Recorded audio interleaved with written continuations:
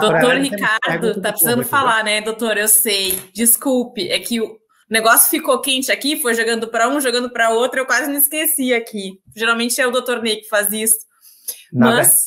Na verdade, eu não queria falar, não. Eu é porque tem coisa do público, porque eu estou aqui deslumbrado. Sim, justamente. Com os aprendizados de José Ricardo e de Thalita, né, combinando aí as duas visões, as duas realidades, as duas formas.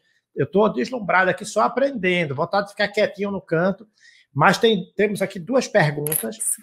Eu vou só pedir licença para dizer que eu tive o prazer de ter sido o primeiro presidente do IASC, que é o Instituto de Assistência Social e Cidadania do Recife, quando se extinguiu a legião assistencial no modelo assistencialista e de primeira-dama, primeiro-damismo, tentando buscar a assistência como política pública, né, como afirmação de direito como política pública. E foi um aprendizado, foi uma pausinha no meu processo, na minha carreira previdenciária, mas foi um aprendizado riquíssimo. Então, eu não poderia deixar aqui de saudar todos os profissionais da política pública da assistência social.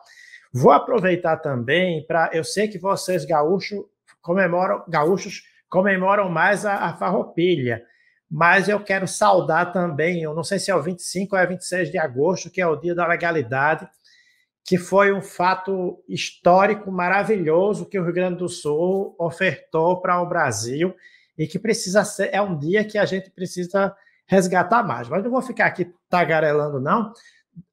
Elisângela DCS deu um boa noite faz um tempinho, eu estava aqui ligado em você, Elisângela, não ia deixar de falar.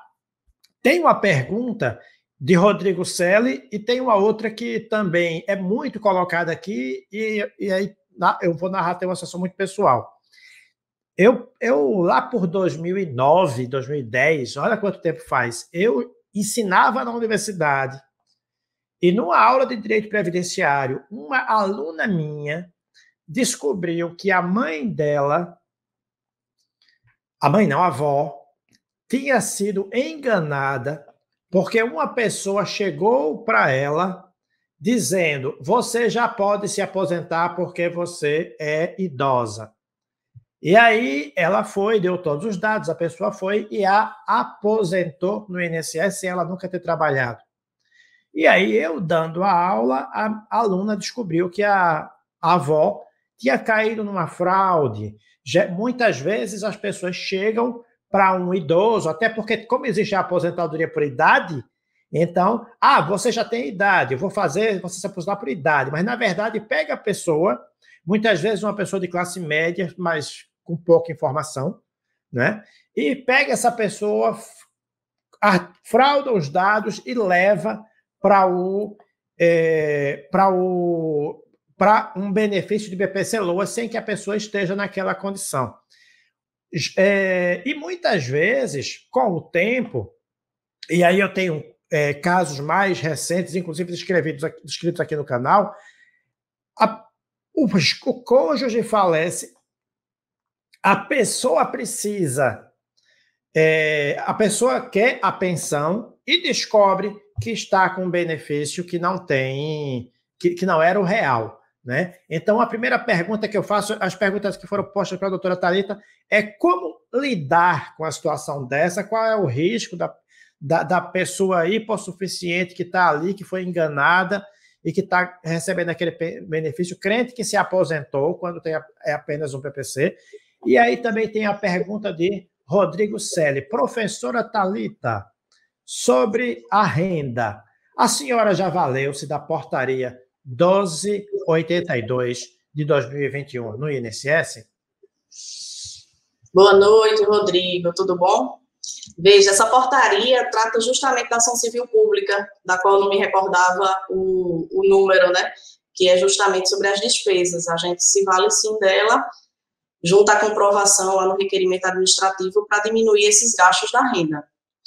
Ricardo, e com relação a essa questão pense que o advogado sofre quando aparecem essas causas, viu? A gente tem delas aqui no escritório, não posso contar o final, porque a gente não teve ainda a decisão, mas já tem entendimento que aquela pessoa, aquela viúva ou viúvo, que o despachante, o advogado, ou seja lá quem for, chegou batendo na porta e disse, assine aqui que eu vou lhe aposentar. Se esse documento ele for manuscrito e assinado pela parte, aí vai ser difícil desconstituir esse BPC e essa dívida, se ela quiser ficar com a pensão.